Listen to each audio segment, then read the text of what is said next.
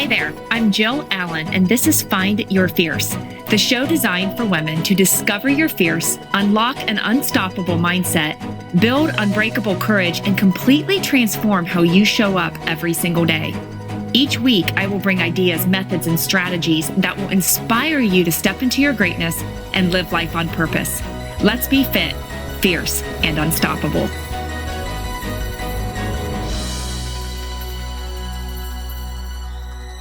Hey there, gang. Welcome to Find Your Fierce. So glad that you are here with me as we dive into another incredible episode. And it's going to be super special because I am just thrilled about these next few minutes of our day, because this just may be the fire that you are needing for a little inspiration if you are going through some tough times, whatever they may be. I think this story is going to be one that you can relate to. And we have a special guest, and her story is heartbreaking, but yet at the same time filled with so much courage and strength, all combined. And that's what's going to make this so powerful. But before I introduce her to you and we go any further today, I have to ask, are you needing a speaker for an upcoming event or conference? If so, I am your person. I would love to bring the Find Your Fierce message to your next function. To book your event, message me at jillallencoaching.com. And I love that you are here listening in and spending time with us. So honored that I get to be a part of your day. You're just so all amazing. And I thank you for your love and support. As always, I appreciate your feedback, your reviews, and I love that you share this podcast and the Set Free message with your friends and family. So if you could keep on doing that, that would be incredible, because you are helping this movement as it helps reach more women and impacts more lives. And that is certainly what life is all about. So thank you so much again. So let's dive in. Are you ready to meet Stephanie? This is a friend of mine that has a story and has such a huge purpose. She's married to her high school sweetheart. She has 5 boys. She owns and operates Hocking Hills DIY studio and has a huge, huge heart. And she is with us. I cannot wait to share her with you. How you doing, girl? I'm doing good. Thanks so much for having me, Jill. I'm honored to be here to talk about this today. It's going to be good. I know it's going to be tough. It's a blessing for you to be able to just be here and share your heart, because this is something that's going on in all around the world, in our towns, in our backyards. And it doesn't matter where you come from, who you are, the background that you have. It's hitting home hard, and it's drugs, it's mental health, and it's impacting families hard. And it is. I'm just glad you're here to share it. So I know you have a story. Where do you want to begin? And what is it that, where is it that you want to start? I think you made some very good points. And I think it's important for people to know that it does affect everyone. And even if it's your loved one that's going through it, it affects you, and it affects your people too. You know, I've burnt a lot of bridges going through this several times now throughout my life, and just desperate for help. And it's everywhere. And I think what I found out too is that it is going on in people that I know, that I didn't even realize how many people were dealing with this, because it's something that people don't want to talk about or can't talk about, because it involves so much. So I think it is important to get it out there. And it's one of the reasons I'm excited and willing to do this today. So I just think, it's just important to know that it's there and it's not going anywhere. And it's a hard one. It really is. So, well, it is. And because people don't talk about it, we talk about it, but we don't really talk about it. No. And so I just love that I know that our listeners here are just going to shower you with love and grace, and I'll take it. Yeah.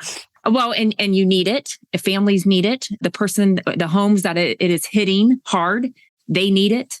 100%. And know that there's help and that there's support and encouragement if we know about it and if we can talk about it, speaking truth. Very true. And it's, I know we felt alone in a lot of this, a lot of times, and it's not just us that feel alone either, though. It's the ones that are struggling with the addiction, or the ones that are struggling with the mental health. They do feel alone. And that's so hard for them then to reach out for help, or to be honest about what's going on in their lives, because they think they're the only ones feeling that. And so I think that's important to know, that they're not alone. We're not alone. It's there. So, and once it's there, I'm going to assume, and I don't, and you, you need to let me know if I over speak or say something incorrectly. But I'm going to assume that once it's there, it's always like this. It's dangling. It's always there. Over. It's always, yes, always there. It is. It is always there. And, like I said, I've dealt with this several times in my life. And, when I was young, I didn't know any better, but we did know, we just don't talk about it. And then it did hit hard with my family several years ago with another loved one. And that's not one of the stories that I have permission to share too much of. So I'm going to be pretty vague on that. But that hit us hard, and it tore our family apart. And so when we are dealing with this now with my son, and his is very strong on the mental health, but along with the addiction, it's something we thought we could be a little more prepared for, and we are, but it's still hard. It's still a lot. So it's just something we're learning to get through, and we're, just one step at a time, sometimes 1 hour at a time, Yeah. But it's rough. Well, let's walk through this story of how your eyes were opened, or how you noticed, found out, how did it hit. I love the fact that your son has allowed you to share, because I know that could be part of the healing process. I know when I asked you to share your story, I know that we were walking at the backpacker, guys, and I just ask questions like, if you don't want to answer, don't tell me. But I'm just so inspired by, your strength. How is it that it impacted your family, your marriage, the relationships with the other kids? How is your son doing? All these things. And how is it that you are doing? So I know we can go in every direction with this, but let's kind of fill people in from the beginning of where did it start? Sure.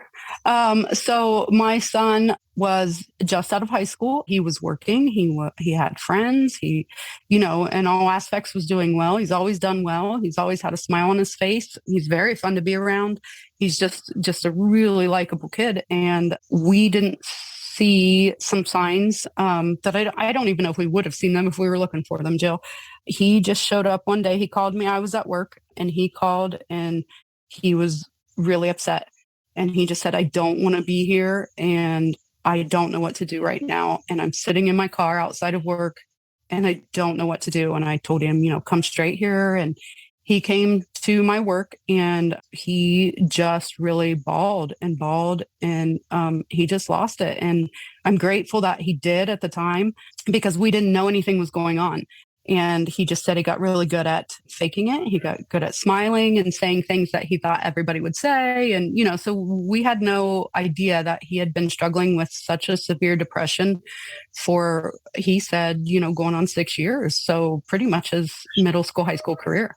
And we had no idea. So, we did what any parent would do. We immediately called resources that we knew about. We got a bunch of stuff set up. We surrounded him with love. I took off work. We locked up a lot of stuff in the house just in case, Mm-hmm. And we just we had to wait a while. Unfortunately, our system is overwhelmed and overrun. And he had probably a good 6 weeks before he was even able to talk to anybody about it. The intakes take forever, and, just trying to find him the right resources and stuff like that. So he was put on medication. He was going to counseling. He was doing everything you were supposed to do. And for a while, we realized he seemed good. He seemed like he was doing better, Thank goodness he reached out and this and that. He moved out of the house. He moved in with some friends. He was holding down a job. Everything was going well for a while, but it wasn't too much longer. We realized he was still struggling. And just the mental piece at this time. Did he turn to drugs at that moment? Or did you think? He was self-medicating with some. It wasn't out of control at this point. He was definitely self-medicating, which again, we did not realize. And, with us backing off and him doing what he needed to do. And the hard part is that when he's that depressed and he's having those days that he's that down, he struggles with talking to somebody about it. He doesn't even want to get out of bed, let alone open up to somebody about it.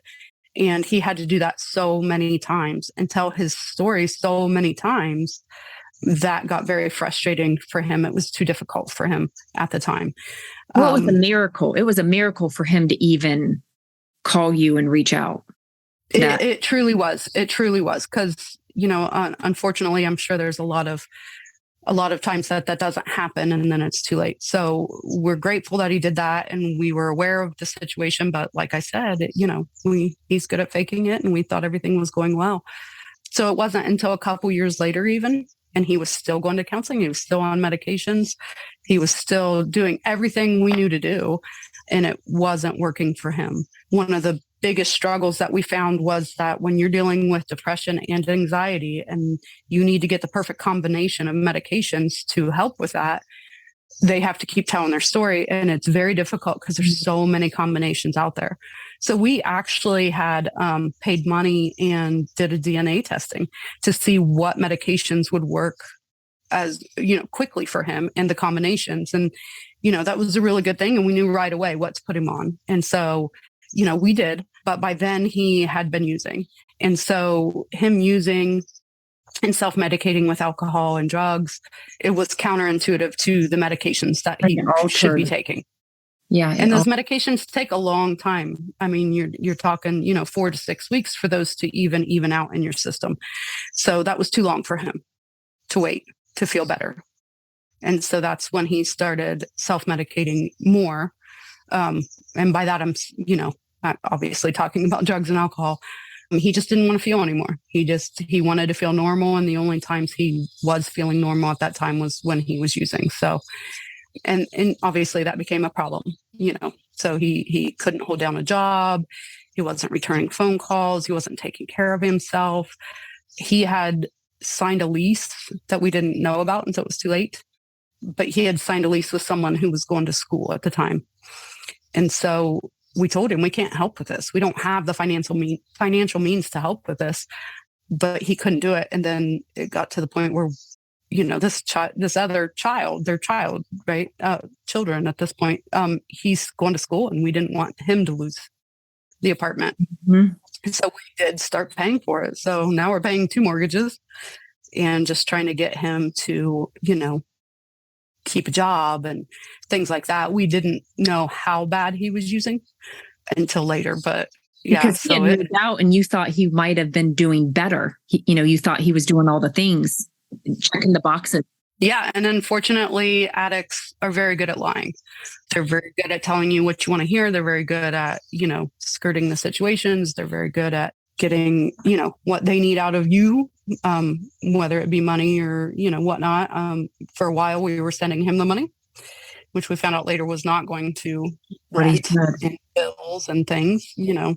We'd go to pick him up to take him out for the day or just visit him, and there's no food in the house. You could tell he wasn't taking care of himself well, like things like that. So, and that's hard as a parent because, we're not near him and we're constantly trying to call him, but we're trying to give him space. And, it was a lot. It was a lot to figure out and try and know when you're, interrupting their young adulthood and when you're being a parent, when you're being a friend, when you're, so that was a lot for us to try and figure out at the time.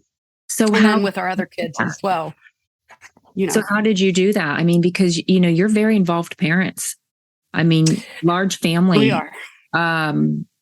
Like you do things together. You guys both work, you pour into your kids, you're there. And I can only imagine if I'm putting myself in that situation and I don't even know. I mean, we all feel like we failed, and I'm speaking to the parents that are out there that have children that chose this path from the drug standpoint and this addiction, this disease. How as a parent, and how did you how did you guys cope or respond? Or so at the time, I mean, still within a couple years of all this going down, we knew he was partying, but you use that term loosely when they're young adults, and we were just hoping it was a phase, and he's just being doing what young adults do sometimes, and that kind of thing. And so we still didn't really know, and so it was just a matter of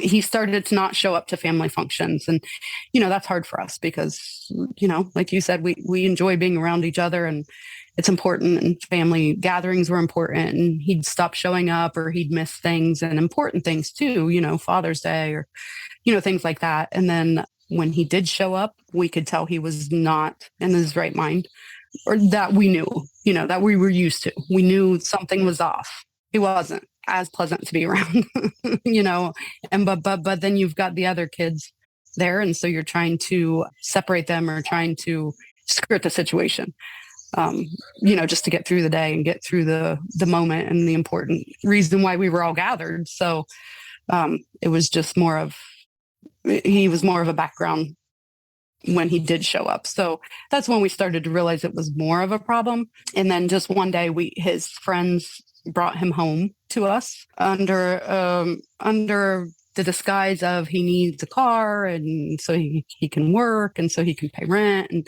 this whole thing. But it was obvious to us they were working really hard to bring him home. And the friends he was with were using as well, more recreationally. They weren't using like Tayo was. So that was difficult. We knew something was up. And then we finally flat out asked them and they're like, what do you mean by help? Because we said, does he need help? What do you mean by help? Not forced help, not. So when he came home that night, we found out 3 days later, it took 3 days, he was detoxing on our couch. And we found out that he actually had tried to kill himself in retrospect. And we didn't know. We didn't know that we could have never talked to him again until 3 days later, because he was in such a situation where it didn't matter to him.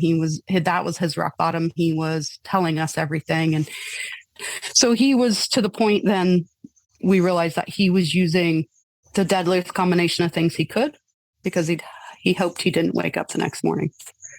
And we're grateful he did. And yeah, sorry, that's a lot. It's a lot. So yeah, after that point, we just knew we couldn't help him. We couldn't kiss his boo-boo goodbye, which is hard for a parent.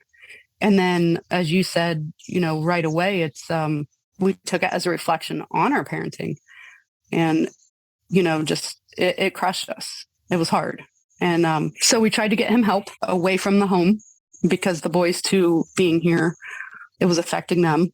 And so we took him to a treatment place and he left the next day. Which I remember you telling me that you weren't equipped. We weren't equipped. You didn't know what to do at this point, but he's an adult. Like, he had to want to go in and get help. And that was a huge thing. Like, almost in retrospect, it would have been easier if he were under 18 when this all happened, because they won't talk to us. They won't tell us what's going on. We can't make appointments for him. He is legally considered an adult to where his privacy is taken very seriously.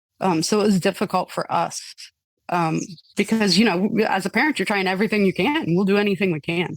We called everybody we could in desperation. We burnt a lot of bridges. But when he left after that first night, he came home that morning and he said, I just need somebody to love me. I just want to be around people who love me. And I think that's when we realized, we have this one size fits all, right? One size fits all is great. Everybody gets that one size fits all shirt. And it does fit everybody. It's baggier on some people. It's tighter on some people. It fits perfect on others. But it ultimately is not the perfect shirt for everybody. It's not the perfect fit for everybody. And our healthcare system and our substance abuse system and some of those things are one size fits all, which is great. It's a great beginning. It's a great base to getting help. But again, we did everything we were supposed to do.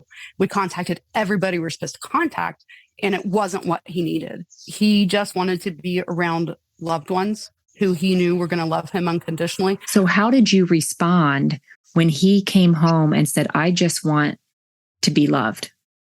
Because you were probably wanting him to be in a facility, get the official help. So to us, that was us loving him, right? Giving him every option to get healthy and to get the help that we couldn't give him. And so that was hard for us. He felt like we abandoned him, like we pushed him away, like we were embarrassed, or like, that it wasn't the unconditional love. And that was his take on it. Obviously, he was still, not thinking clearly and stuff, but we loved him, but we told him, you cannot do this here because the other boys cannot go through this again. And so his grandpa took him in And we told him, the deal with the treatment center you went to was 30 days, 30 days of no phone, 30 days of, it was, just working on a farm, things like that, getting clean.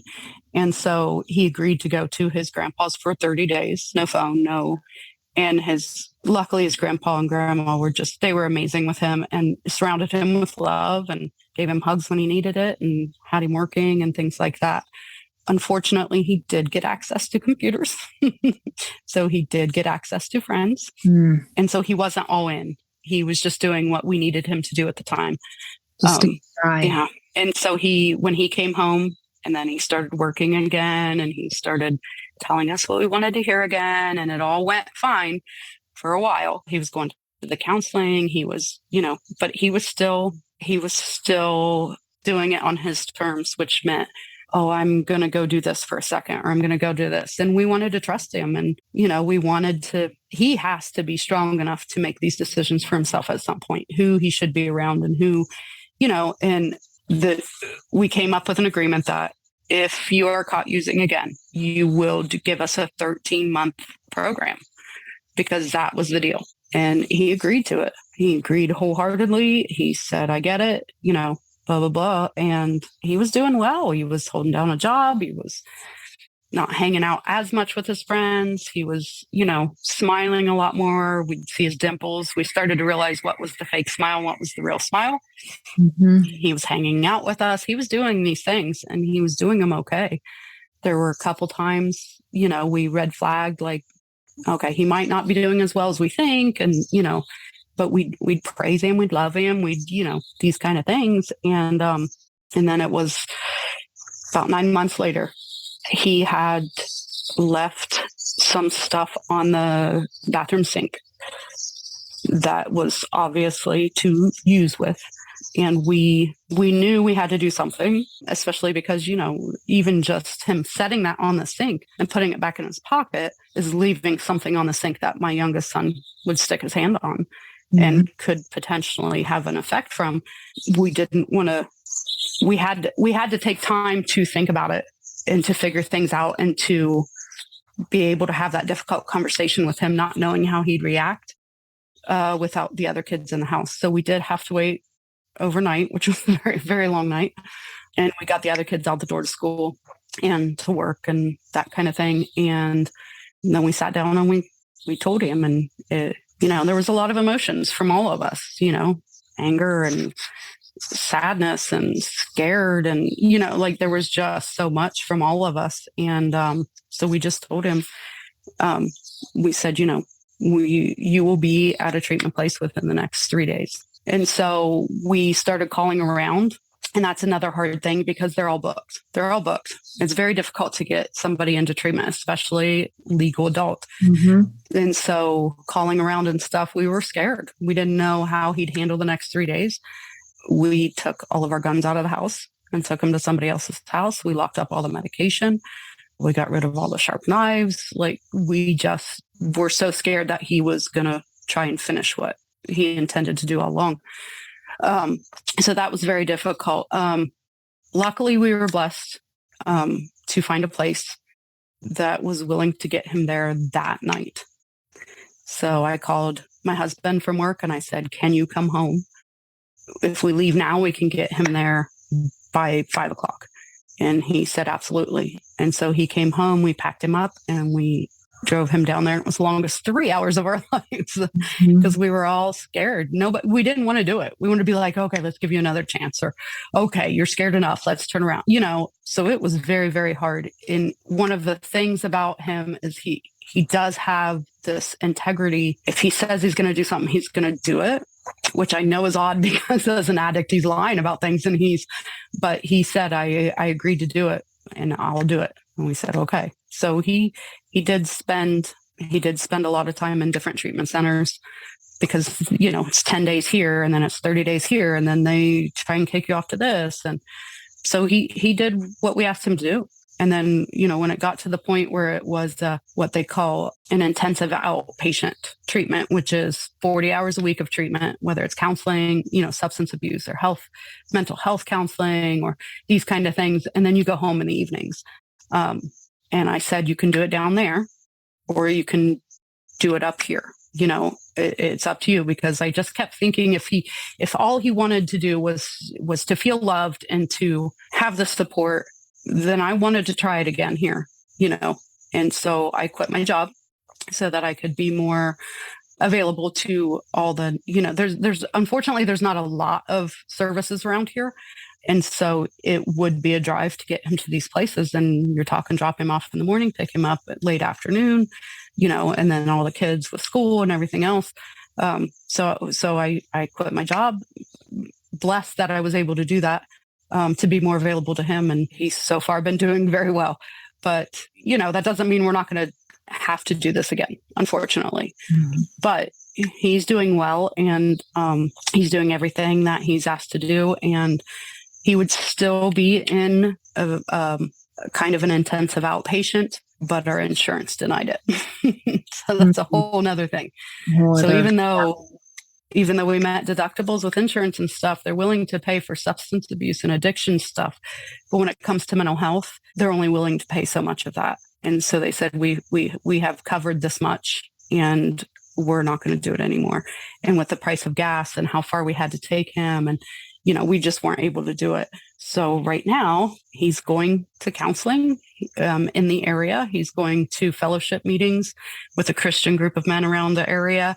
And he's going to NA meetings, and he's doing them all on his own willingly. And he's holding down a job. And so, it's not a happy ending, but that's where we're at right now with him. But it took a while to get there. Yet. I know you're a praying woman. I am very much a praying woman. I know. And I think that's that piece that is so much more powerful. And I know you need to hear this. Because I need to hear it. I feel that the praying, the happy ending, it's yet there has been so many wins, and God has been working in this story the entire time. Of course, being in the middle of it, you may not see it, but to look back, the fact that his friends brought him to you, the fact that he called you that first time, the fact that you had the ability to quit the job to go do whatever it takes. And the fun, there is so much that is good that God is still going to continue to turn all of this into good. And I just know that both of you guys, or the whole entire family, is a testimony that is being built right now. It is. And yeah, it is. It is hard to see that he's there. I know that God is there working his miracles and helping us and giving us strength and courage. But you're tired. You're tired and you're stressed. And so you don't always see that. So I did in the beginning, the first day we were dropping him off to the detox center. It was a very long wait in a very cold room, and crying and some laughing and hugging and that kind of thing, and trying to be encouraging to him. I did pray for signs. I did pray that I just need a glimpse that you're here. I just need to know that you're here with me. And this is where the willow tree came from. And I know that I asked you how to plant this very important tree to me that someone gave me. And there was a picture on the wall, and it was the only, picture in the room. And it was a willowy field. It wasn't necessarily the willow tree, but a willowy field. And it just reminded me of the willow tree and a book that I was always drawn to as a kid. I've not actually read the book, but The Wind in the Willows, but I love the cover and the willow tree, and I'm just drawn to them. So I saw this picture on the wall, and as I'm praying to him, just show me some signs you're here. I just need to know you're here with me. And he got his intake, and they said, you will be in the willow side of the building. They called that side the willow, and you will be in the willow, and this is your room number. I had no idea. No clue. Wow. And so yes, it was enough to get me to walk away and have to leave my son there. That was very difficult. And ever since then, the willow tree, it pops up when I need it to, uncannily sometimes. So it was like the sign as in, okay, Mom, I've got him. Okay. I've got him. 100%. And usually when I need it the most is when I see it. So Yes. That's a lot of relying on, a lot of trusting, not just in God, trusting each other, trusting my husband, trusting, Tayo, trusting, just a lot. It's a lot of trusting. And, that's not always easy to give up control. I have to give up control. I Mhm. can't make this better for him, but I can love him where he's at and be there for him when he needs me. And, just Yeah. give up control, give trust. So How's the relationship now? I mean, is, you say he's doing the things, he's doing the work, you're loving on him. I mean, how, and love obviously looks so different in different seasons, but what's sure. that relationship like? And are you seeing glimpses of your boy? I'm seeing a lot of glimpses of him right now, and the relationship's good. It's kind of like getting to know him again as a young man, because us going through it and him going through it are different experiences, and we take away different things. It's not a one size fits all. We can both sit there at the same experience, my husband and my son and myself, and we take away different things, and we need different things to heal. And it's just, like I said, it's a good start. And so we do a lot of trust. We have had to learn to have those difficult discussions.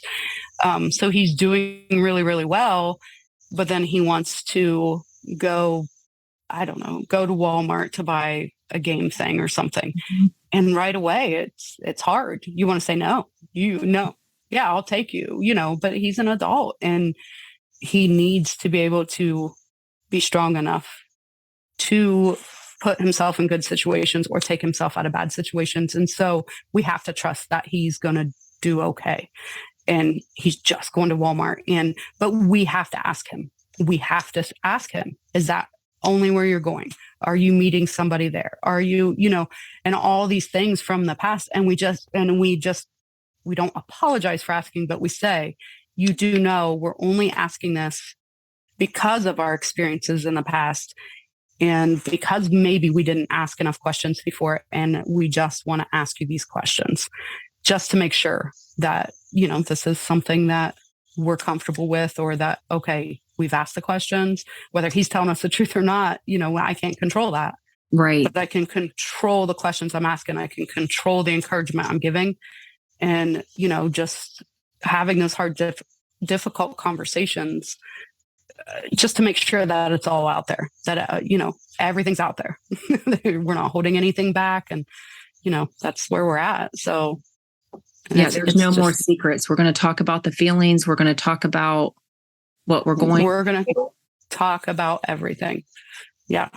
And it's difficult, but, we tell him a lot too. Like, you have to keep talking. I know it's difficult for you to tell your story. I know you don't like talking about it, but as soon as you quit talking about it to somebody, whether it's a counselor, whether it's us, whether it's your friends, whoever it is, as soon as you quit talking about it, then you quit getting help.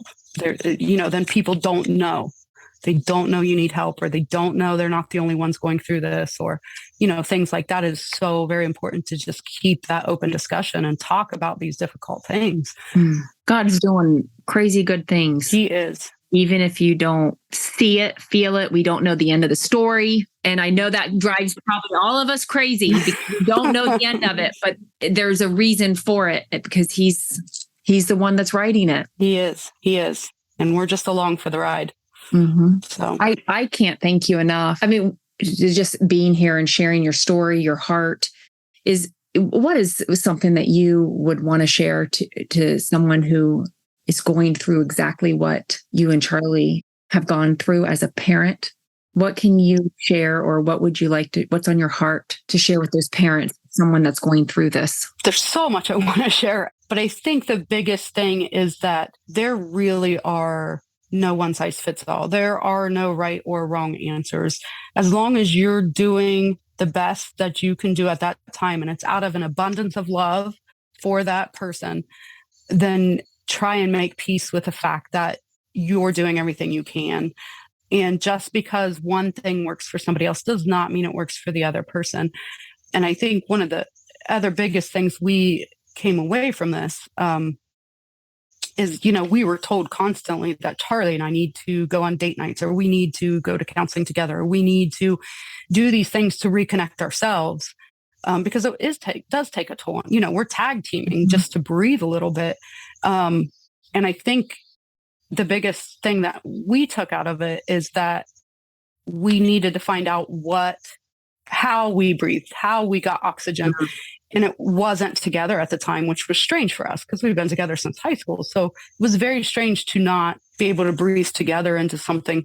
But I rejuvenate with empowerment and with nature and with, kind of alone time, different things. And so, I took up boxing. I learned to weld. I would spend time in the woods walking, or, things like this. And Charlie, he didn't need that. That wasn't going to help him. So he likes to four-wheel. He likes to, just spend time really just doing what he enjoys. And so we learned to help each other get that time that we needed to rejuvenate separately from each other, because we're not the best of ourselves for our kids or for our husbands or for our families unless we're giving ourselves time to heal and to rejuvenate and to feed our souls. So that doesn't always look the same for everybody, and so just finding that stuff out.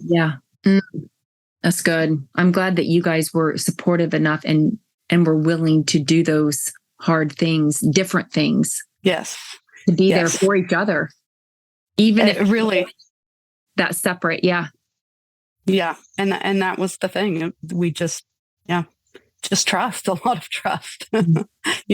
I trust that, you got the kids. I'm going to go, punch some heavy bags for a while. We'll be back. We'll regroup. And, just respecting each other's needs and knowing that they're different. Everybody's unique, everybody's different, everybody experiences things different, and they just heal differently. And they, that's important to know that this one size fits all is not necessarily the solution. It's a good start. It's not necessarily the same solution for everybody. And they're all doing different things, And it's okay. It's okay. Yeah. And it's okay. Mm-hmm. Thank you. Thank you. Yeah. It feels good to talk about it. Yeah. Well, and I think this whole entire thing, is the talking about it and the communication and communicating with others and knowing that you're not alone in this, because this is such a heavy topic that so many people are going through. And I just know that there's help out there and that, and you're walking through it. And so I just, it's very inspiring, and to see you with the courage and the strength to step out there. And I know this is hitting home with someone today. So thank you again. I hope so. Thank you. That's good. Thank you so much for being here. If you're wanting even more fire in your day, there is so much for you to do. So you can follow me on Instagram, snag a copy of my book set free on Amazon. Join us in the Fit and Fierce or the Flip the Script one-on-one nutrition coaching and the next retreat. A new retreat will be dropping for 2023 here soon. Be sure to go back to Jill at allencoaching.com for all the updates. Or if you are wanting to do your own road trip, you can hop in the Sprinter van that sleeps up to 5 and hit the open road. Be sure to pop back in next week. It's always good. And I have no idea what we're talking about, but just come back and join us. Thanks so much for joining us today. And I pray that we filled your heart with joy. If you could let us know before hopping off here, that would be incredible. Subscribe, share this episode link on your social media if you felt encouraged or inspired, as we all know someone that can benefit. And I would love it if you would give some feedback and a review as well. Talk with you next time. Be fit, be fierce, be unstoppable. See ya.